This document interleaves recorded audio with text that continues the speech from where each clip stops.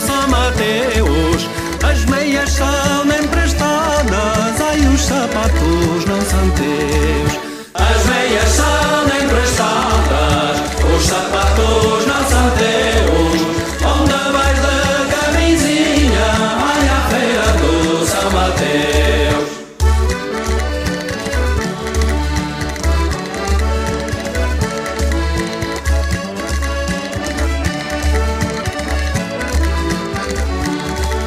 A perdiz canta na balsa, o roxinol no alandro. Diante da minha esforça, a faranha eu abalando.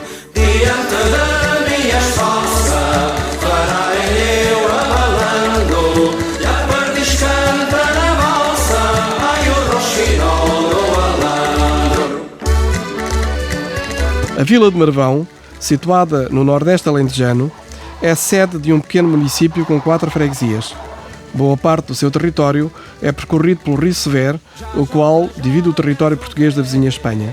Apesar de enormes rochedos e serranias, sobre um dos quais se eleva a vila, durante séculos o seu povo viveu essencialmente da agricultura e da pastorícia. E os romanos aproveitaram o vale, perto da nascente do Sever, para construir uma cidade que, segundo vários cálculos, terá tido cerca de 5.000 habitantes. Falamos da cidade da Amaia, um polo de atração turística que tem potencialidades, quanto a nós, para ajudar a combater a tendência da desertificação iniciada nos anos 60 do século passado. Jorge de Oliveira é arqueólogo e professor catedrático da Universidade de Évora. Nasceu em Santo António das Areias e desde muito jovem se apaixonou pelos vestígios históricos que falam e descrevem a vida das gentes que passaram por estas terras. O seu entusiasmo contagiou jovens e menos jovens a participar em diversas campanhas na tentativa de decifrar muitos desses testemunhos. Jorge de Oliveira é fundador e diretor do Museu Municipal de Marvão e diretor também da revista Ibn Marwan. Boa noite, Sr. Professor Jorge de Oliveira. Olá, meu caro amigo Dr. Fernando Monteferro. Como é que está? Tudo Passa bem? Tudo bem, sim senhor. Diga. Por que razão tem esta revista de cultura este estranho nome? É muito simples. Em árabe, Ibn quer dizer filho, e Marwan foi o fundador, tanto quanto nós sabemos, pelo menos documentalmente confirmado, o fundador de Marvão. Ibn Marwan, um ladi, um indígena que se converte ao Islão, que se converte mais ou menos ao Islão, vai construir no topo desta crista quartzítica, onde hoje Marvão se situa, vai construir aí uma fortificação, exatamente na fase em que ele tentava tornar-se autónomo em relação ao resto do mundo árabe que o envolvia. E Ibn Marwan al-Jiliqi, porque al-Jiliqi em árabe quer dizer o galego, porque ele seria de origem da Galícia, do norte. Este Ibn Marwan vai construir, vai edificar uma fortificação no alto destas colinas. Assim nos contam as crónicas do Moro Razi, e que nos falam que ele construiu ao lado da Velha Amaia uma fortificação para se defender.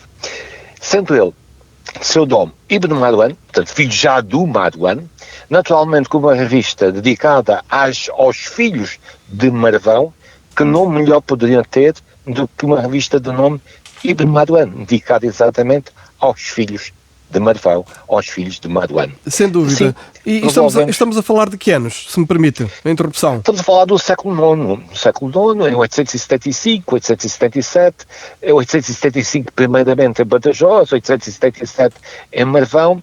Ibn Marwan constrói, e a documentação assim nos refere, com bastante segurança, uma fortificação no alto desta colina, que deu origem, obviamente, depois à vila fortificada. Mas, e sublinho mas, já existia neste local uma fortificação de Idade do Ferro que os romanos devem ter contribuído para o seu despovoamento. Como sabe, os romanos, com a sua dita paz romana assente nos seus exércitos, obrigaram as comunidades que estavam nestas colinas em defesa a descer aos vales, escravizaram-nos ou pelo menos dominaram-nos e trouxeram-nos para o vale. E deve ter ficado esta colina sem ninguém. Já mais tarde, já no século IX, Ibn Marwan aqui vai construir ao lado da Amaia em ruínas, assim diz a crónica do Morrazi, portanto já nessa altura a Amaia já estava em ruínas, vai aqui construir uma fortificação como sede e local de defesa na sua tentativa de criar um Estado autónomo em relação ao mundo islâmico mais a sul. Professor, então, mas já agora talvez fosse bom aqui descrevermos um pouco também o que foi a Amaia, não é?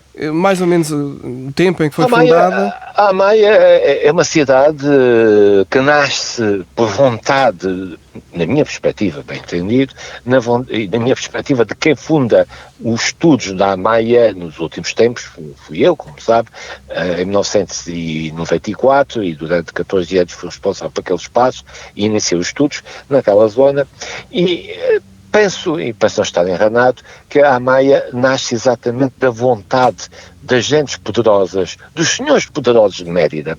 É uma cidade de veraneio, é uma cidade onde naqueles estios enormes deste verão quentíssimo do interior da península, os homens com poder político e social de Mérida aqui encontraram o refúgio no verão. Por isso é que é uma cidade que tem uma extensão política vertiginosa. Em 70 anos, de um pequeno aglomerado urbano, chega à sede do município. Por isso, em 70, 75 depois de Cristo, é a capital do municípios amaienses. Ora, este municípios amaienses vai mais tarde refletir-se, no meu entender, no território que vai ser administrado pelo novíssimo Conselho de Marvão em 1226. Em 1226, o primeiro foral de Marvão confere-lhe um território imenso, que vai para lá, ao pé de Cáceres, a Valpartida de Cáceres, e vem até à Pontessor, vai até ao Tejo, e desce até Sozel, Fronteira, a Oguela.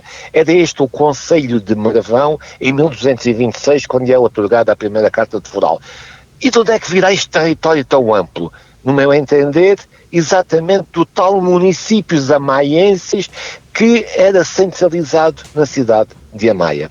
Portanto, esta continuidade administrativa que no século XIII lhe é conferida advém exatamente desse território já amplo que os romanos administravam e cuja sede era ali naquele vale. Professor, muito fértil. No seu entender, por que razão é que foi criado este povoamento, que depois veio a ser uma grande cidade? Fernando, repare, no meu entender, por uma questão apenas climática e de abundância de água. Nós temos um microclima único em todo este norte alentejano, que é aquele vale da Aramanha, onde corre o Rio Severo, onde os solos são muito férteis e onde os ventos predominantes criam uma atmosfera muito fresca de verão e às vezes um bocadinho fria demais de inverno, diga-se em bom da verdade. Mas esse fresco do verão é razão para se criar ali uma cidade em que os senhores poderosos do Império ali encontram conforto. Não se esqueça que é uma cidade que vai ter teatro, vai ter anfiteatro, vai ter um templo dedicado ao culto imperial. É uma cidade majestosa e com umas muralhas apenas simbólicas. Simbólicas porque realmente eles não necessitavam defesas, tinham o seu exército, mas a marcação do território urbano, através de umas muralhas simbólicas, conferia à cidade a tal imagem de prestígio que os seus habitantes, pelo menos os seus habitantes de verão, muito gostavam. Pensemos um pouco o que são algumas das nossas cidades algarvias ou vilas algarvias no pico do verão. Cheias de gente, centros cosmopolitas, de inverno reduzidos à população indígena. O mesmo se passava, estou certo, nesta Amaia. O verão pululava de gentes com poder, de inverno as pessoas recolhiam às suas cidades e depois voltavam novamente a encher. Isto devia ser uma cidade cíclica do ponto de vista de visita. Ainda hoje, não é por acaso, que o verão enche aquelas margens do Rio Severo, enche-se de portugueses e sobretudo espanhóis. Nós estamos na Raia, os espanhóis acorrem para aquele vale fértil, para aquele vale fresco. Aquele rio Severo é uma fonte de frescura, é uma fonte de vida que faz com que todas as populações locais para ali acorram ainda hoje. Locais e os arredores, não é? As locais e dos arredores, não é? Dos arredores. Mesmo de Espanha, vinha muita gente.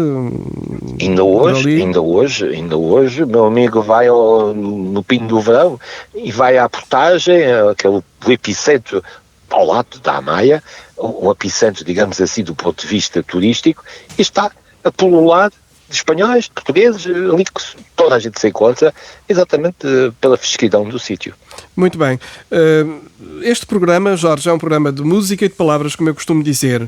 E neste momento eu gostava de colocar aqui agora uma música, uma canção do Vitorino, mas com uma letra de alguém que foi seu conhecido e meu também, e que muito gostava dessa região e nossa também, que era o professor Francisco Ramos, que foi seu colega aí na universidade. E não só. Francisco Ramos foi um dos responsáveis e coordenador da candidatura de Marvão a Património da Humanidade.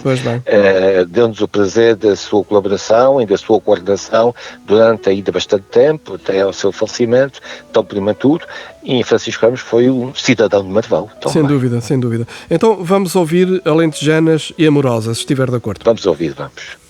O Alentejo é uma terra cheia de moças airosas para passear à tardinha, alentejanas e amorosas.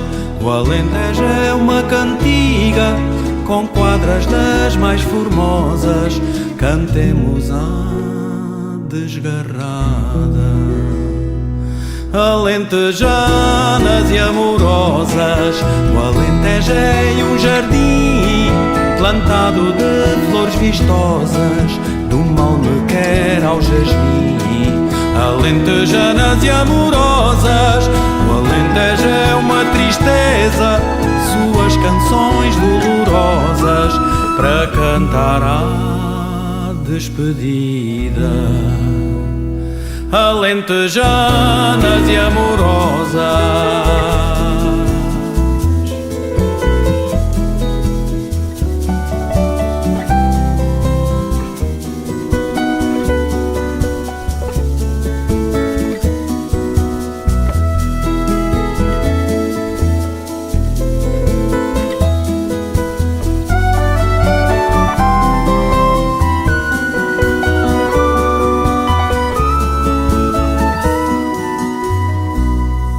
O Alentejo é um encanto, uma abraçada de rosas. Vou bailar com meus amores, alentejanas e amorosas. As cantigas e as mulheres, é bom que sejam mimosas para ficarem no sentido. Alentejanas e amorosas. Esta noite, dia 2 de julho de 2021, vai ser apresentada a revista com o título Memórias das Freguesias de Santo António das Areias e da Beirã. Este é um número especial da revista Ibn Marwan. O professor Jorge de Oliveira pode descrever-nos um pouco sobre o conteúdo deste número? Carlos Fernando, este número especial da revista Ibn Marwan vem na continuação de uma outra edição, já com alguns anos, que foi a monografia de São Salvador da Aramanha. E perante a aceitação que essa edição, já de 2005, se não estou em erro, teve na comunidade do outro lado do Concelho de Marvão dividido pela Crista Quartzítica, onde está a Vila Alcandurada, lá no sítio, no cimo. A sul temos a freguesia de São Salvador e há uns anos atrás eu e um grupo de colegas e amigos juntámos e resolvemos publicar a monografia daquela freguesia. foi muito desejada, muito ansiada, foi muito acarinhada, a comunidade sentiu-se identificada nela. E logo desde essa altura sentimos que tínhamos a obrigação de dar continuidade a esse projeto. Quando digo sentimos, estou a falar da equipe que de alguma forma deu corpo inicial a esta agora.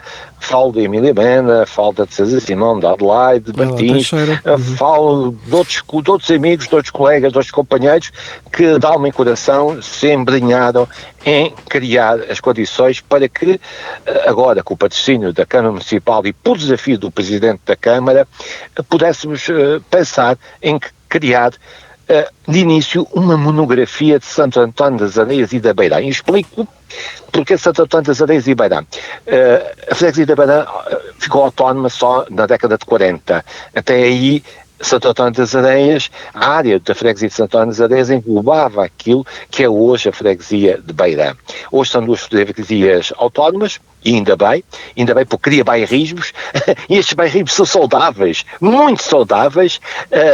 Aliás, os bailes que também são retratados neste livro que agora se lança, mostram-nos essas rivalidadezinhas, esses desencontros amorosos entre as gentes de Santo António. Jorge, isso não era só aí. Na minha terra, entre o Monte Paleiros e o Monte Carvalho, também existiam esse tipo de problemas. Problemas, entre aspas, não? Não são problemas, é o pulsar natural de uma comunidade e a necessidade de troca de consanguinidades para evitar outros problemas. Mas passamos adiante. E então, qual foi a proposta inicial? A presidência da Câmara atual lançou-me um repto para atirar-nos uma monografia sobre Santo António das Areias e Beirã, e eu disse-lhe que não. Primeiro, que não ia fazer eu uma monografia, que não tinha capacidade para isso, porque isso implicava muito tempo, muita dedicação, e eu não tinha esse tempo, e também não tinha capacidade porque havia outras pessoas que me iriam ajudar seguramente a desempenhar com muito melhor qualidade essa tarefa. E também disse que não ia fazer uma monografia, ia fazer era um conjunto de memórias, porque as memórias neste momento são tão importantes. Nós necessitamos de preservar as memórias daqueles que ainda hoje as têm e vamos deixar para o futuro outros que façam as memórias do nosso tempo. O tempo é importante para nos distanciar das realidades e preservar a essência das coisas. E nós criámos, neste livro que se chama Memórias das Freguesias de Santo António das Areias e Beirã, exatamente um conjunto de memórias. E memórias que foram redigidas por diversas penas. Penso que temos 16 colaboradores que escreveram. Envolvemos mais de 1000 pessoas. Atenção, mais de 1000 pessoas. Era isso, ia lhe perguntar, Jorge, quantas pessoas estão envolvidas na realização deste trabalho? Mais de 1000 pessoas, quer como informantes, quer como facilitadores de imagens, quer como facilitadores de documentos, quer como facilitadores de memórias, quer com todo um carinho e envolvimento de uma comunidade de Santo António e Beirã, que pararam com as suas desavenças contínuas para construirmos estas memórias de Santo António das Areias e Beirã. E aqui plasmamos todo um conjunto de memórias que vêm lá desde a pré-história, até aí há 40, 50 anos. Portanto, é um repositório de memórias soltas, em que cada autor teve a total liberdade para escrever as suas memórias ou as memórias daqueles que lhes contaram, e que nós plasmamos em livros, graças também, obviamente, à Colibri, que nos apoiou nesta tarefa de editar 702 páginas de memórias, onde reunimos mais de 1000 fotografias, exatamente também de memórias visuais.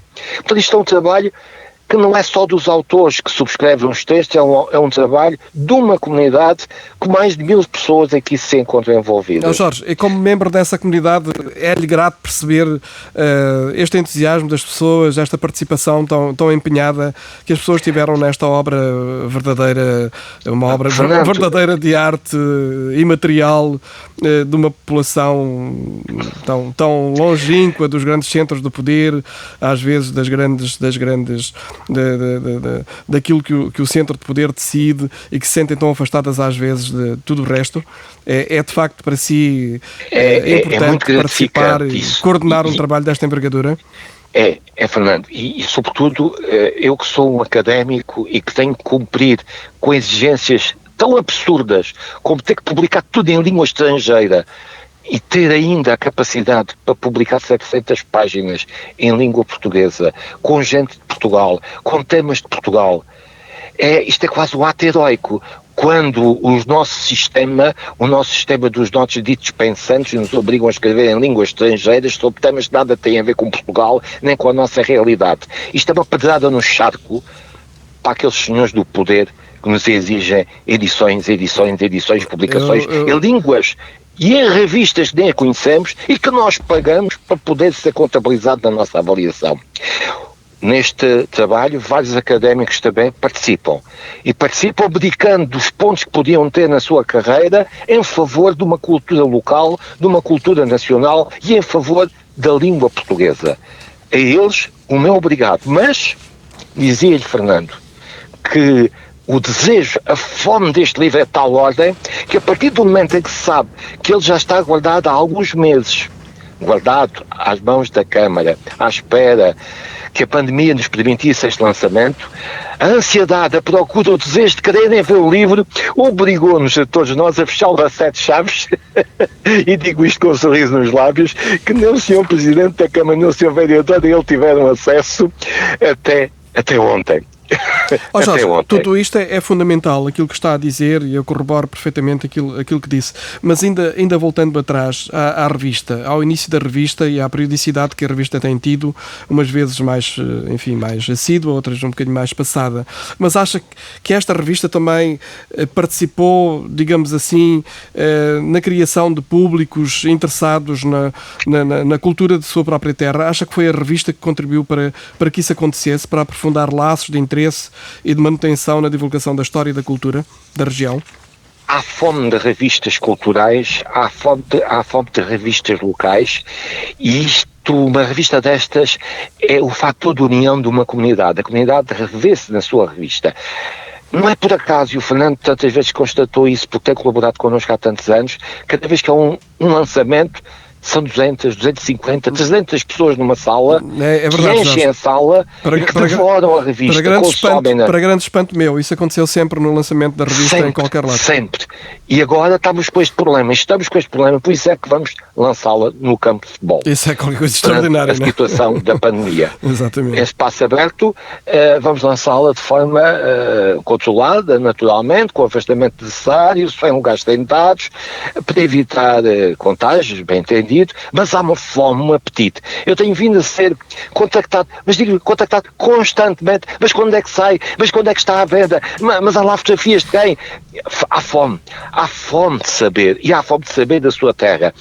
Esta revista, da qual eu me orgulho de ter sido o pai dela, porque de alguma forma sou o fundador desta revista, enche-me de orgulho, porque sinto que estou, enquanto carne neste planeta, enquanto carne desta terra e vivo, dar à minha gente aquilo que ainda posso dar, aquilo que nós todos podemos dar, porque isto é uma revista de todos, feita para todos, em que todos nós colaboramos. Esta revista deste número agora, então, foi totalmente aberta à comunidade. Quem quis apareceu, reunimos da Beirã, reunimos em Santo António com a equipe inicial e abrimos a porta a todas as pessoas que connosco quiseram colaborar. E todos disseram sim, presente, aqui estamos. Aqui temos fotografias, aqui temos o relato, aqui temos o problema de uma festa, aqui temos uma memória, aqui temos uma lenda, aqui temos um conto. E aqui reunimos estas memórias. Fizemos questão de ter a coragem para dizer não vamos falar nem de personagens nem de personalidades. Não vamos falar de A ou de B. Vamos falar de acontecimentos, de contextos, de ambientes. Não vamos falar de ninguém em particular, exceto três personagens que são fundamentais e determinantes para a coesão deste grupo. Os 3 grandes empregadores dos últimos 100 anos. Vivas, Carita e Sequeira. São só as 3 pessoas que são referidas, porque são de facto os epicentros da empregabilidade destas gentes, desta comunidade, quer seja Santo António das Areias, quer seja da Beirã. E recuamos lá para a história, vamos lá para a história buscar raízes mais profundas, falamos pelo contrabando, falamos dos bailes, dos bailaricos, das bandas, das filarmónicas, dos ranchos, falamos do falar. A Teresa Simão fala-nos do nosso falar. Nós tentámos reunir aqui todo um conjunto de lendas e tradições. Nós tentamos reunir aqui os nossos saberes. Pessoas com 90 anos a escrever, um deles foi seu professor. Consegui pôr o meu pai com 90 anos a escrever a história da Praça de Touros e os episódios recambolescos da primeira corrida de touros a Santo António das Areias, em que um touro foge e vai amarrar de um burro, e aqui o velhote em cima do burro, e caiu o homem, caiu o burro, e os touros que vieram de Montemor a pé por aí fora e que fugiram dois, entretanto, toda esta gente, desde os 90 anos que escreveram, a gente muito jovem que também colaborou. É, para mim, um motivo de orgulho muito grande estas 702 páginas poderem ser dadas novamente. Será um motivo de orgulho para si, Jorge, e com certeza para todos aqueles que se sentem parte dessa comunidade, especialmente aqueles que participaram ativamente para que esta revista fosse levada a efeito. O nosso tempo está a chegar ao fim, é uma pena, gostaríamos aqui todo o resto da noite para ouvir. Eu ainda gostaria de dizer aqui 2 ou 3 palavras ainda acerca da importância e do interesse de Marvão e do seu território. E gostava que o Jorge, num minuto, se pudesse, comentasse. O património edificado e paisagístico, a gastronomia, os museus, a festa da castanha, os costumes e os falares, o sossego e as gentes verdadeiras serão sempre um verdadeiro motivo para visitarmos as terras de Marvão. Se faltar aqui alguma coisa, Jorge, por favor, acrescente. Não, Fernando. O Fernando tocou, porque conhece tão bem quanto eu esta zona. O Fernando é indígena desta serra de São Mamede. E São Mamede estende-se pela Serra de Marvão. O meu amigo é do Val. Eu do outro Val sou do lado oposto. O Fernando conhece tão bem esta realidade quanto eu. O Fernando é irmão desta terra. O Fernando também é de Marvão. Já agora acrescento que de facto foi o seu pai que foi meu professor durante a escola primária, portanto foi ele que me ensinou as primeiras letras e me deu com certeza alguns princípios para crescer e ser um homem. Um abraço para ele também, assim como um abraço para si. Jorge, foi um prazer ouvi-lo. Um abraço a toda a comunidade e parabéns pela apresentação desta noite, desta revista. E gratifica-se, Fernando, e à sua editora por nos ajudar a pôr cá fora este filho que é de todos. Muito obrigado. Muito obrigado. Hoje estivemos com as músicas de Vitorino, em que entra também o Janita e o Sérgio Godinho, numa canção que se chama Saias da Feira de São Mateus, assim como também as Alentejanas e Amorosas do Vitorino, com letra de Francisco Ramos, como já dissemos, e ainda a Ronda das Mafarricas, de Zeca Afonso. Na produção técnica, som e divulgação, André e Manuel Monteferro. Apoio informático, Raquel Ferreira e Helena Gil.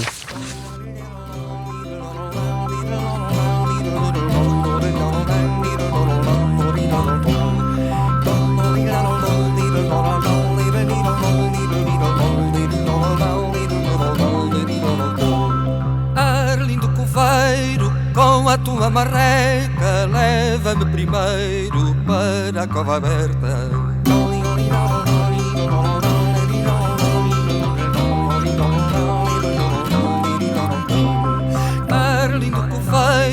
Com a tua marreca, leva-me primeiro para a cova aberta.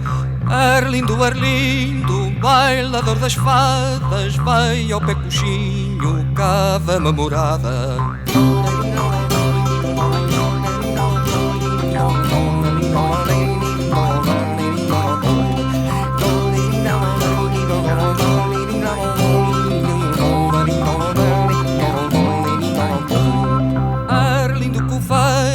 Cava-me a morada, fecha-me o jazigo, quero campo rasa.